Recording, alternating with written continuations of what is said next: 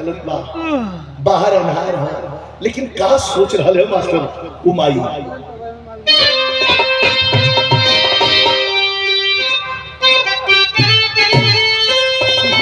जे लगा दिया गया, चुनाव जीत चुका था, चुनाव हरा दिया गया उसे। अब मैं नहीं आगे बताना चाहता, लेकिन जो लहर थी, लोगों में जो भाव था, मैं तो वहां प्रचार में था। हिलाओ मत कहते, ये हो कैसे गया? खैर छोड़िए, हार में कभी कभी जीत होती है और जीत के भी कभी कभी आदमी हार जाता है। तो कभी कहते हैं वो लड़का बोल रहा कि अरे सैया, अरे सैया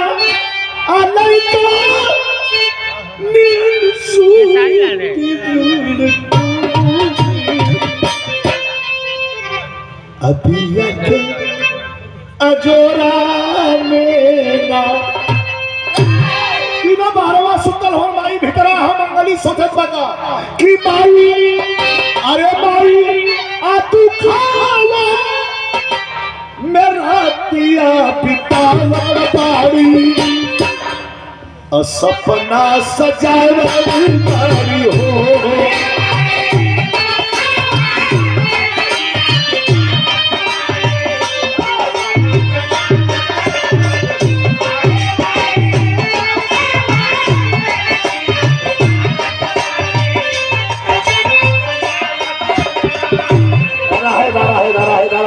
सुतल हो, अरे हो सवेरे करब माई मंगली सोचत से तीनों आल हो अनुका जाने के हो, राजगुरु हो, सुखदेव हो, चंद्रशेखर राजा हो, के हो सका मतलब केहू का लड़का हो। माई माई मत सोचत बा कि हो सवेरे करब ममता दुलारो हो।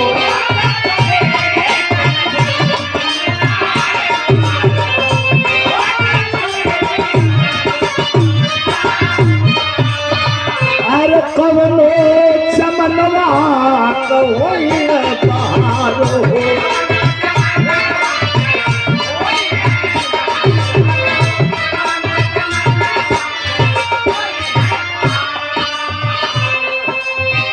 अरे भाई, अरे भाई समझ में आओ तो पूछ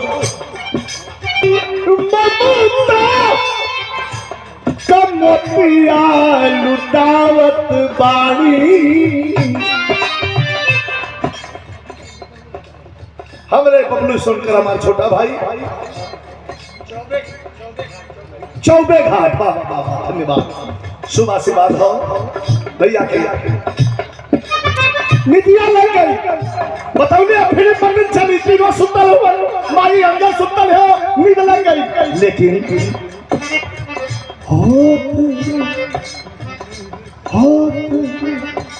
सवेरे माई अंगना बहारेली,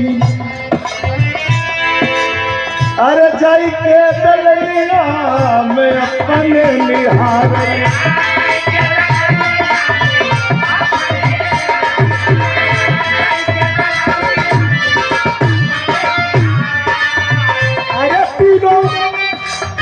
अरे पीनो चली गई सुआ गिरावत बाड़ी, पीनो चली गई सुआ गिरा।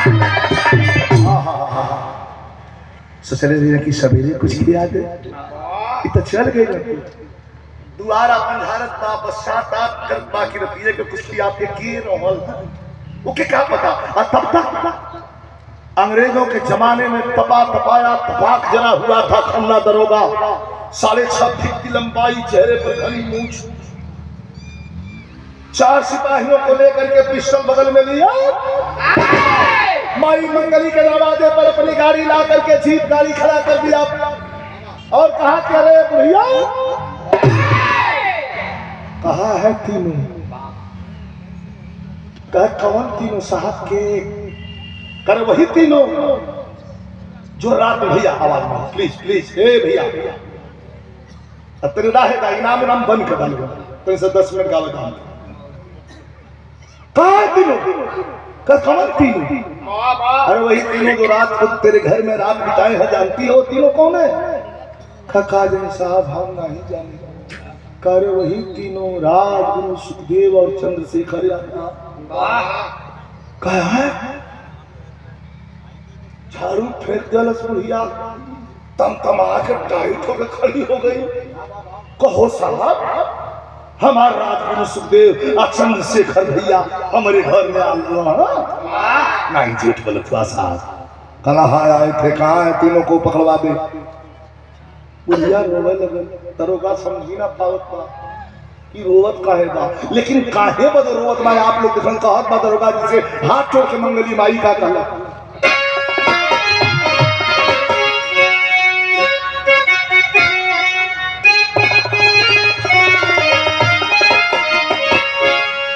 कहा कि देखाली रोवे लगल, कहला कि देखाली न से घर के सकलिया बुढ़िया बोलल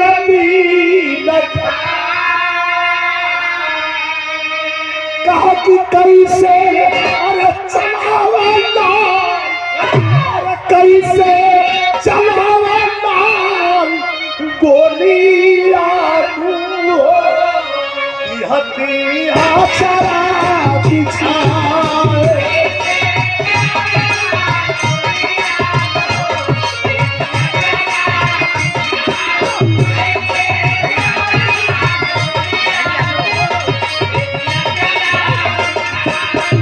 ये 500 रुपया पुरस्कार देके मान भैया के हमारे प्रणाम। सब मंच के 5 रुपये प्रणाम करी सर, गौर करिए। जैसे स्टोरी आगे बढ़ी तल्लगी की अब कब है क्या बात है साहब, हम ना देखली लेकिन जनले होई वो बुढ़िया के देखा बिना डर का कहे जनती की आईना।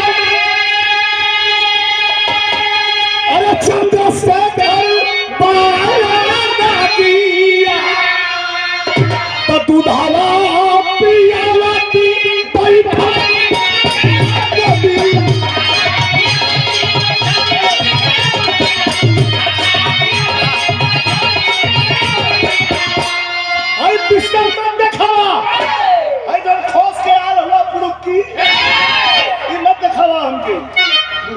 सुन के दरबार कह रे ई बौरान बौरान बा दिखाई कैसे बोला था लेकिन अपने जान का डर नहीं बा ताकि दूधारा पियावती अरे बैठा को दिया सलमान दिखावा कहा कि भोले चाल छाती तेरा तू नालिया हारू हो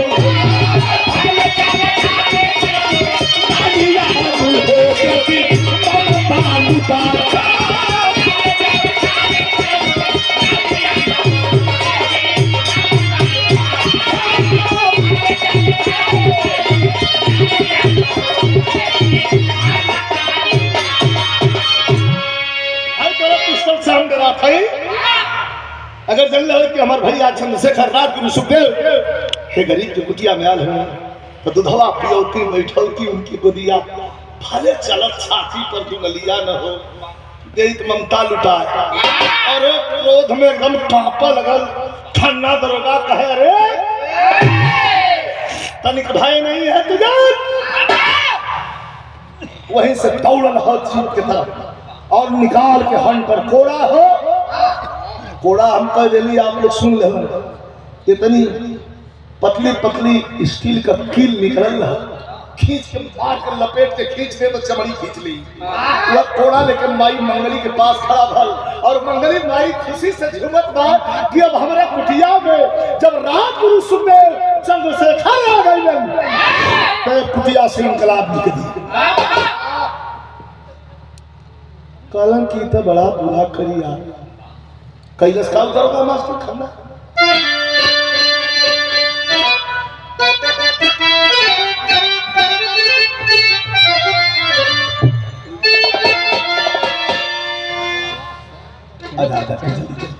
चल बा हां यार काम करे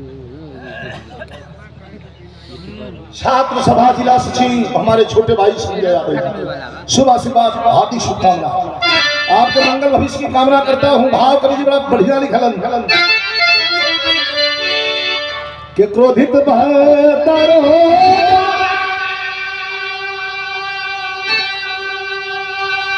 अरे उसे बन के मुदाई अकुड़वा से करने लगा वार बन के मुदाई उठाउलस कोड़ा ठान ठान मारे लगल करुणस के पीरत के विराम में भाव हो कि बुढ़िया माई का आ चल लो मेरा गायल हो अब माई धरतिया के खाती भैली घायल हो अरे चला बिया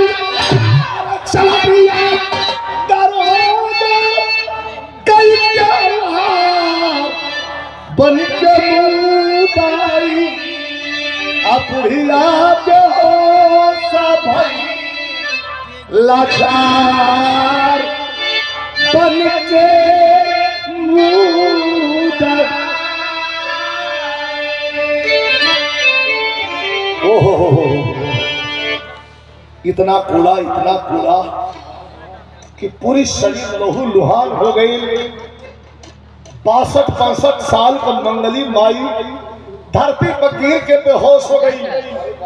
चल दिया जीप लेके अंग्रेजों का दरोगा खन्ना, लेकिन घंटों बाद बिरहा में जलजलाया गया जरा दिखिएगा। काट के लकड़ी जंगल से बुढ़िया का बेटा आया है। 22 साल का लड़का सूरज जौने के बसौले रहल कि अंग्रेजन के नजर में पड़ जा। कोई नीक छाती देखा, मुसुक पल्ला बढ़िया देखा, बढ़िया हैंडसम आदमी देखा तो ओके बंद करके जेल में तोड़ दे, अने को ओके मार दे, अने तो ऐसा काम में लगा दे कि एक रोटी टुकल छुल डाल के उनके खत्म कर दे। यही से आदमी अपन कमात खात कैसो छीट के डर की विदावत भल। काट के लकड़ी जंगल से बुढ़िया का बेटा आया है। उस रक्त रंजिता माता को गोदी के बीच उठाया है। आंखों में आंसू आ गया, रोने लगा। माँ तुमने जैसे कहा वैसे मैं निकाला, किसी से पलट के बात नहीं किया।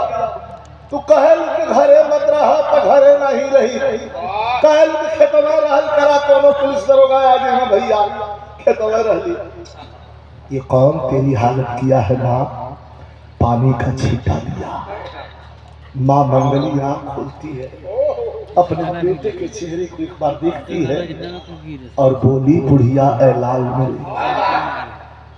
आंखों से आंसू लगातार चल रहा है, अपने माँ को अपनी गोद के बीच उठाया हुआ है। बोली बुढ़िया है लाल मेरे, आजादी सुमन खिलाना तुम, लोहू के कतरे कतरे का चल के हिसाब चुकाना तुम। बेटा दुनिया के अंदर, बेटा दुनिया के अंदर समझो के है ईमान वतन और सब प्यारी मातृभूमि और समझो के भगवान वतन। मैं जा रही हूँ, मैं इस दुनिया से जा रही हूँ, लेकिन याद रहे खन्ना दरोगा को छोड़ना मत। तुझे यकीन करने वाला वही है